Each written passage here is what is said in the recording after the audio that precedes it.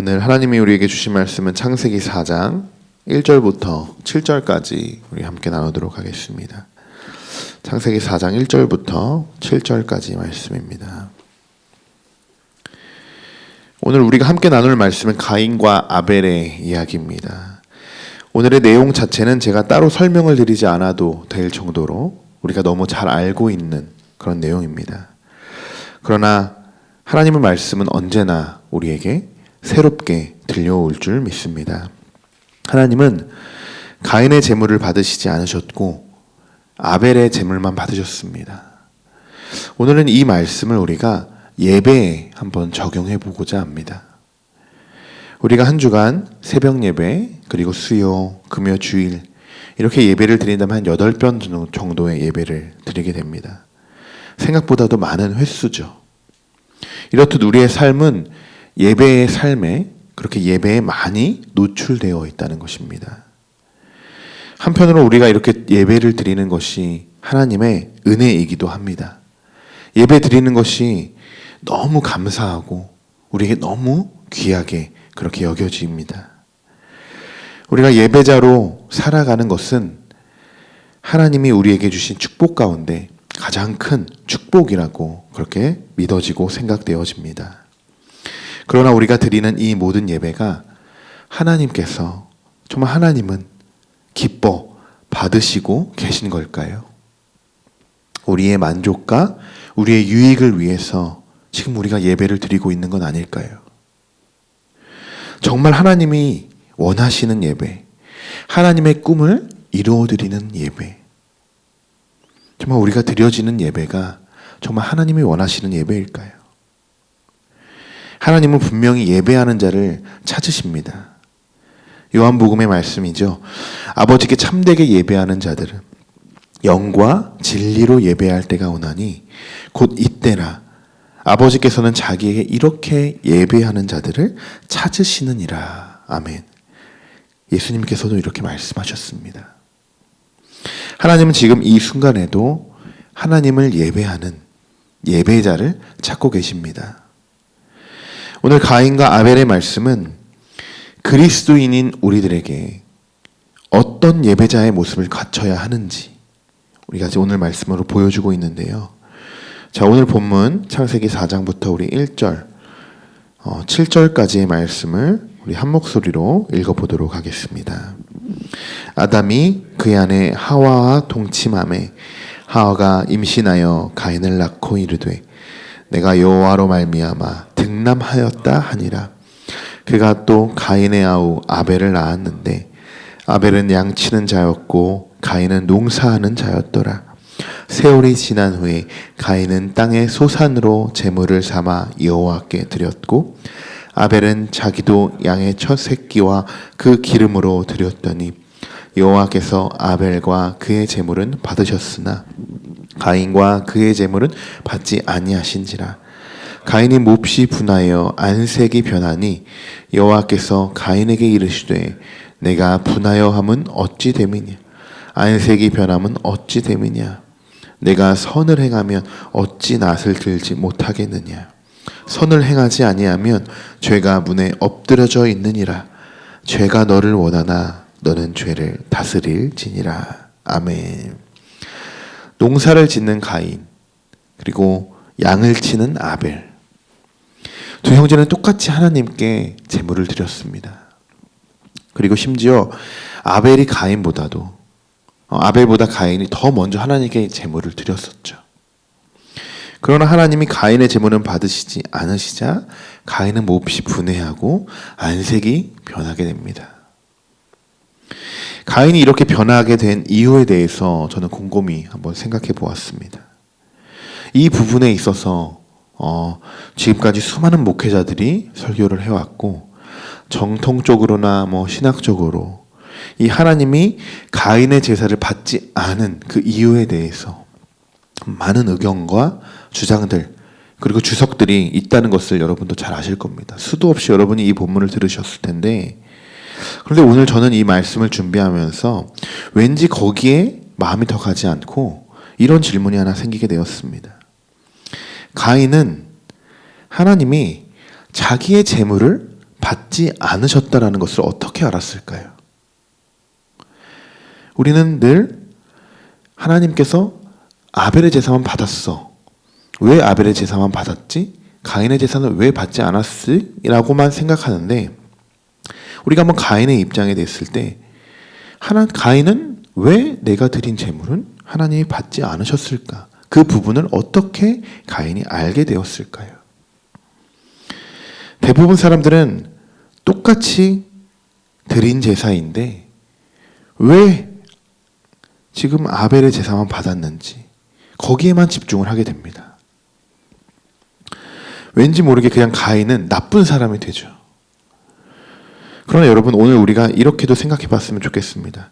하나님의 아벨의 제사만 받으시고 자기가 드린 제사를 왜 받지 않았을까? 도대체 가인은 어떻게 그것을 알게 되었을까? 라는 부분입니다. 이 부분에서 우리도 한번 가인과 같이 우리가 생각해 볼 필요가 있겠구나라는 생각이 들었습니다.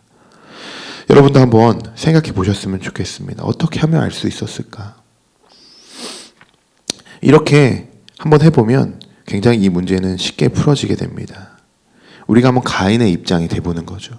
우리는 지금 성경을 3자 입장에서 보는데 우리가 한번 가인의 입장이 되어서 정말 하나님께 제물을 드리는 사람으로, 그런 입장의 시선으로 우리가 한번 보는 것입니다. 가인이 열심히 농사를 짓습니다. 그리고 그 소산을 하나님께 드립니다. 그러나 하나님이 받지 않으셨습니다. 이 이야기, 아주 간단한 이야기고 아주 짧은 내용이지만 이 안에는 이미 그 정답, 해답이 들어있습니다. 우리가 가인의 입장으로 지금 이 시대에 우리도 똑같이 가인과 같이 하나님께 지금 예배를 드린다고 그렇게 여러분 생각해 보셨으면 좋겠습니다. 우리가 하나님께 예배를 드립니다. 아직 앞에서도 말씀드렸듯이 우리가 일주일에 최소 8번의 예배를 드리는데 하나님께 그렇게 드리는 예배를 드리면서 사실 우리가 먼저 느낄 수 있습니다. 무엇을 느낄 수 있냐? 내가 지금 정말 하나님을 예배하고 있는지, 그냥 이 자리에 앉아만 있는 건 아닌지 내가 먼저 하나님께 올려드리고, 하나님이 너 예배를 받았다 받지 않았다 하기 전에 이미 우리가 예배하는 자로서 이 예배가 정말 하나님께 드려지고 있구나 라는 걸 우리 스스로 먼저 알 수 있고 느낄 수 있다는 것입니다. 즉 하나님이 예배를 받으시는지 안 받으시는지 그것은 여러분 결과죠. 우리는 먼저 결과보다 이미 하나님께 예배를 드리는 그 과정 속에서 우리는 하나님이 우리의 예배를 받고 계신지 그렇지 않은지를 우리는 알 수 있다는 이야기입니다. 저는 또한 2020년을 시작하는 우리들에게 이 말씀이 이렇게 와닿습니다. 하나님이 우리에게 다시금 이 말씀을 우리에게 주시는 이유는 바로 우리가 지금 얼마나 하나님 앞에 지금 바로 서져 있는가, 하나님 앞에 정말 바로 서진 예배자인가, 이것을 하나님은 오늘도 우리에게 묻고 계시는 것이 아닐까요?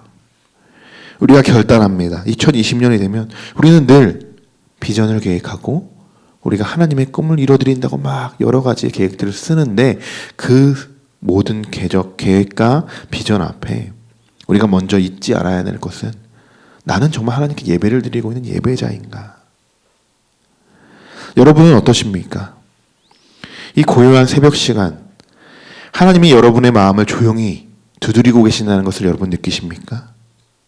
또 중보기도를 하면서 수요 예배를 드리면서 삶 속에서 하나님이 여러분의 마음을 만져주고 계신다는 거 여러분 느끼십니까? 한 주를 마무리하면서 우리가 금요 성령 집회를 통해서 우리의 죄들을 고백하고 또 회개할 때 그리고 예배할 때 하나님이 여러분의 마음을 위로해 주신다는 것을, 그리고 힘을 주신다는 것을 여러분 느끼십니까?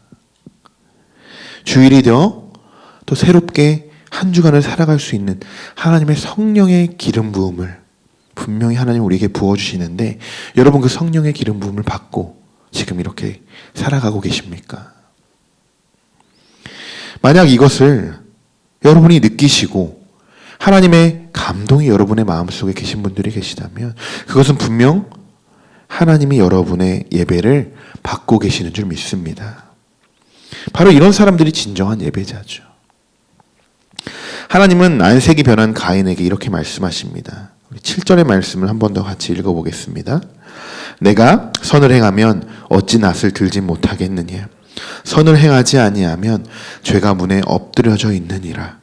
죄가 너를 원하나 죄는 너를 다스릴지니라. 이 말씀을 보시면 하나님은 결과를 보고 말씀하고 계시지 않다라는 것을 알 수 있습니다. 네가 올바른 일을 하였다면 어찌 네 얼굴을 펴지 못하겠느냐. 표준 세번역에서는 이렇게 기록이 되어 있습니다. 한마디로 가인이 제물을 드리기까지 그 과정이 정말 올바른 일을 하지 않았기 때문에 하나님은 그의 제물을 받지 않으셨다. 그 과정 속에 있었다. 우리는 이렇게 문제 제기를 볼 수 있습니다.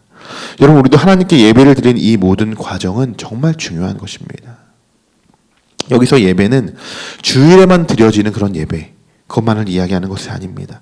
우리의 모든 삶이 예배가 되어야겠죠.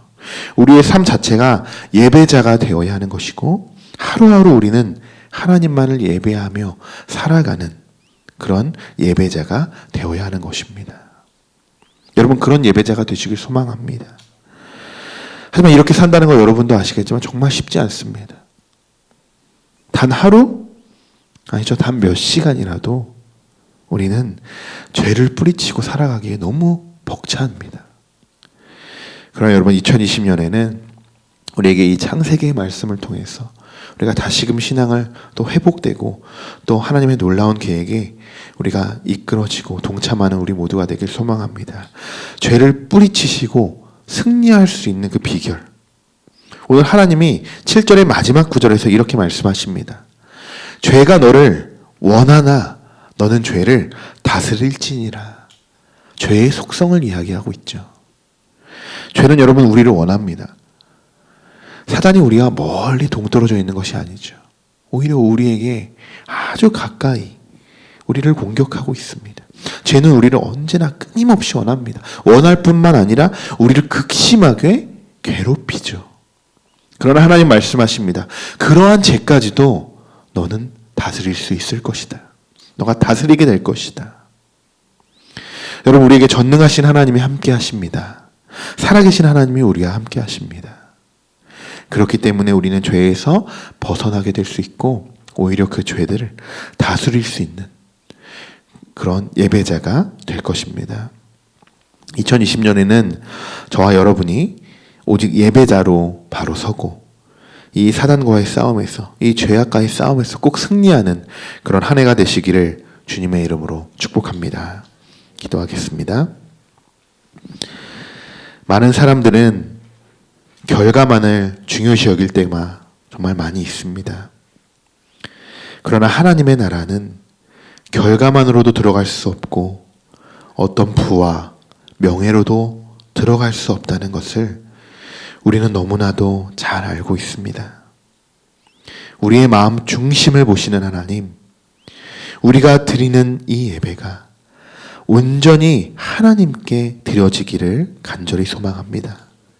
우리의 모든 삶이 예배가 되기를 소망합니다. 우리의 꿈과 비전이 하나님을 위한 비전이 되기를 간절히 소망합니다. 오늘도 하나님만을 예배하는 모든 자들 위해 영과 진리로 예배하게 하시고 오직 하나님의 영광을 위해 살아가기를 간절히 소망하며 예수 그리스도의 이름으로 기도드립니다. 아멘.